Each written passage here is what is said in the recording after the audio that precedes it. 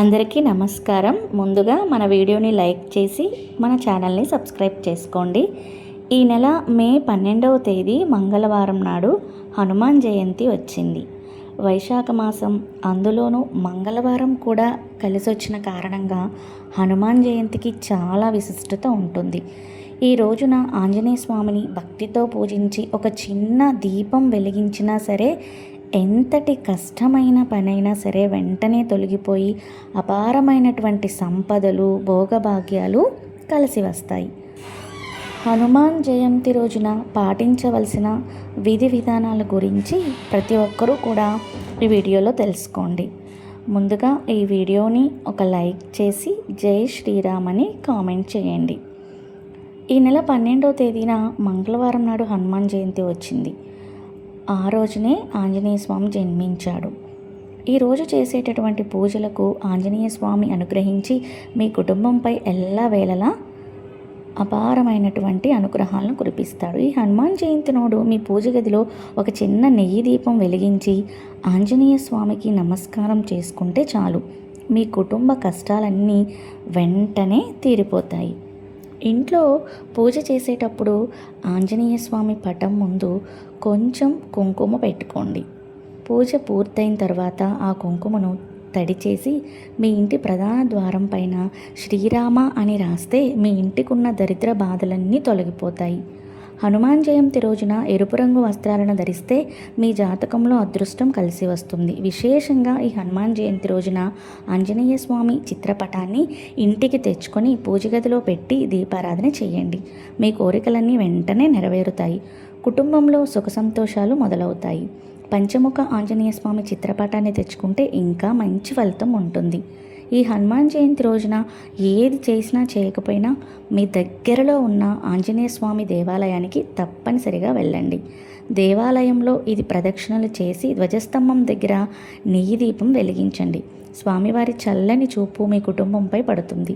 అయితే ఆంజనేయ స్వామికి దీపారాధన చేసేటప్పుడు దీపం వత్తి తూర్పు ముఖంగా ఉండాలి. పొరపాటును కూడా ఆంజనేయ స్వామికి పడమర ముఖంగా దీపం వెలిగించకూడదు. దీనివల్ల మీ కుటుంబంలో అనారోగ్య సమస్యలు పెరుగుతాయి. ఆంజనేయ స్వామికి అత్యంత ప్రీతికరమైన వాటిలో తమలపాకులు ఒకటి.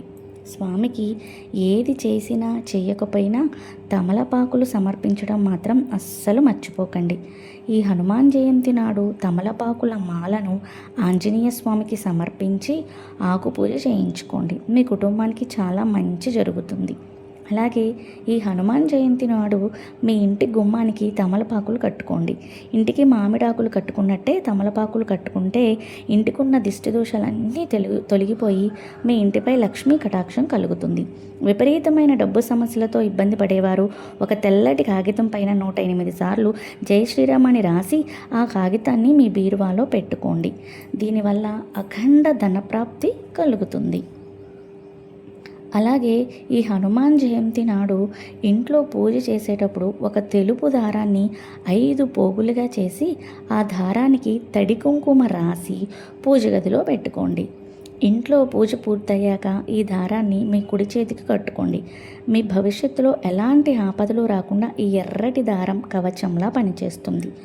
అలాగే విపరీతమైన అప్పుల బాధలతో ఇబ్బంది పడేవారు ఈ హనుమాన్ జయంతి రోజున మీ దగ్గరలో ఉన్న ఆంజనేయ స్వామి దేవాలయానికి వెళ్ళి నువ్వుల నూనెతో 11 దీపాలు వెలిగించండి. అప్పుల బాధల నుండి త్వరగా విముక్తి కలుగుతుంది. హనుమంతుడు వాయుపుత్రుడు కాబట్టి ఆంజనేయ స్వామి పూజించేటప్పుడు ఉత్తరముఖంగా కూర్చుని పూజ చేస్తే స్వామివారి శక్తి మీ హృదయానికి నేరుగా చేరుతుంది. ఈ హనుమాన్ జయంతి నాడు ఈ సాయంత్రం సమయంలో మీ ఇంటి గుమ్మానికి 2 వైపులా ఆవ నూనెతో దీపం వెలిగించండి. మీ ఇంట్లో ఉన్న దుష్టశక్తులన్నీ బయటకు వెళ్ళిపోతాయి. దీర్ఘకాలిక అనారోగ్య సమస్యలతో బాధపడేవారు ఆంజనేయ స్వామి దేవాలయంలో 11 సార్లు ప్రదక్షిణలు చేయండి. అనారోగ్య సమస్యలన్నీ తొలగిపోయి దీర్ఘాయుష్షు లభిస్తుంది. అలాగే ఈ హనుమాన్ జయంతి తప్పనిసరిగా మీ ఇంటిపైన ఎర్ర జెండాని పెట్టుకోండి. మీ కుటుంబంలో ఆపదలు లేకుండా ఇంట్లోకి దుష్టశక్తులు ప్రవేశించకుండా ఉంటాయి. అలాగే ఈరోజు తప్పనిసరిగా మీ ఇంటి గుమ్మానికి పసుపు కొమ్ములు కట్టుకోండి. ఒక ఎర్రటి వస్త్రంలో 2 పసుపు కొమ్ములు, 2 పచ్చకర్పూరం బిళ్ళలు వేసి ఇంటి ముందు వేలాడదీస్తే మీ ఇంటికి మీ కుటుంబానికి చాలా మంచి జరుగుతుంది. హనుమంతునికి సింధూరం అంటే చాలా ప్రీతికరం కదా. ఈ రోజున ఎరుపు రంగు కుంకుమ కొన్ని వివాహమైనటువంటి స్త్రీలు పాపట్లో ధరిస్తే సుమంగళ ప్రాప్తి కలుగుతుంది. ఈరోజు హనుమంతుడిని పూజ చేసేటప్పుడు ఒక రావి ఆకుపై గంధంతో రామ అని రాసి ఆ రావి ఆకుని మీ పూజ గదిలో పెట్టుకోండి. ఇలా చేస్తే ఆర్థిక ఇబ్బందులన్నీ వెంటనే తొలగిపోతాయి. ఇక ఈ రోజున పొరపాటును కూడా స్త్రీలు కొన్ని వస్తువులు కొనకూడదు.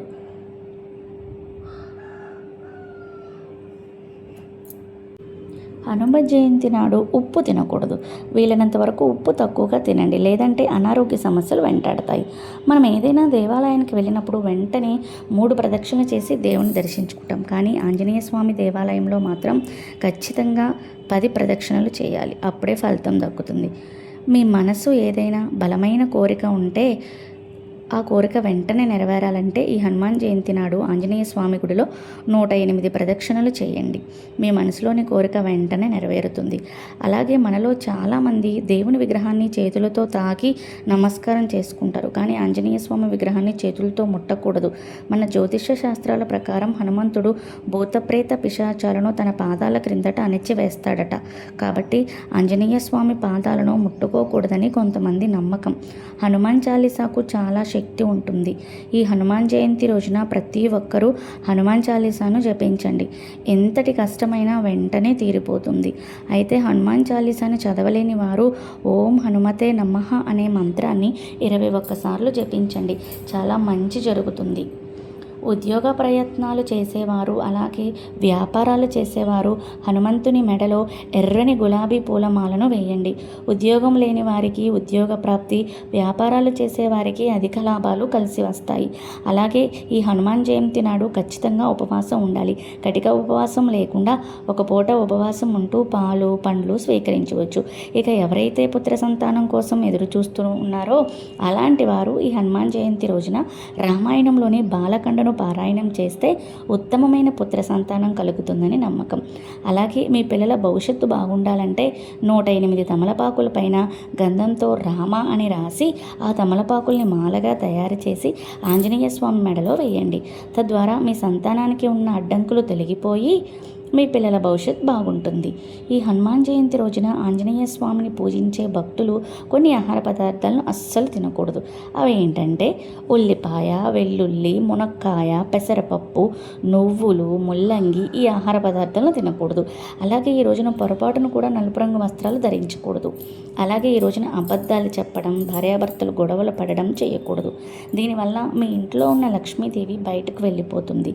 శ్రీరామనామం ఎక్కడైతే ఉంటుందో అక్కడ ఆంజనేయ స్వామి కొలువై ఉంటాడు. కాబట్టి ఈ హనుమాన్ జయంతి రోజున జై శ్రీరామ్ అని వీలైనన్ని సార్లు జపించండి. విశేషంగా ఈ హనుమాన్ జయంతి నాడు జై శ్రీరామ్ అని 3 సార్లు జపిస్తే విష్ణు సహస్రనామం చేసినంత పుణ్య ఫలితం లభిస్తుందంట. ఈ హనుమాన్ జయంతి రోజున గాజు వస్తువులు అలాగే ఇనుప వస్తువుల్ని కొనకూడదు. దీనివల్ల ఆర్థికపరమైన ఇబ్బందులు ఏర్పడతాయి. అలాగే జుట్టు కత్తిరించడం, గోళ్ళు కత్తిరించడం చేయకూడదు. ఆంజనేయ స్వామికి పంచసంఖ్య అంటే ప్రీతికరమైనది. కాబట్టి ఆంజనేయ స్వామి గుడిలో 5 అరటి పండ్లు సమర్పించి స్వామివారికి నమస్కారం చేసుకోండి. మీ కష్టాలన్నీ తీరిపోతాయి. మీ జీవితంలో పదే పదే కష్టాలు ఏర్పడుతుంటే ఈ హనుమాన్ జయంతి నాడు ఉదయం స్నానం చేసి శ్రీరామజయం అనే నామాన్ని 108 సార్లు జపించండి. మీ జాతకంలో అదృష్టం పెరిగి పట్టిందల్లా బంగారం అవుతుంది. ఇప్పటి వరకు నేను చెప్పినవన్నీ హనుమత్ జయంతి రోజు పాటించవలసినటువంటి విధి విధానాలు, పూజ, ఏ ఆహార పదార్థాలు తినాలి, ఏవి తినకూడదు అనే విషయాలను మీతో పంచుకున్నాను. తప్పకుండా వీడియోని చూసి ఈ నియమాలన్నీ ఆచరించండి. భక్తి శ్రద్ధలతో ఆంజనేయ స్వామి కృపాకటాక్షాలకు పాత్రులు కాండి. ఆంజనేయ స్వామి కృపాకటాక్షాలు మీ అందరి కుటుంబాల మీద ఉండాలని నమస్కరిస్తూ జై శ్రీరామ్.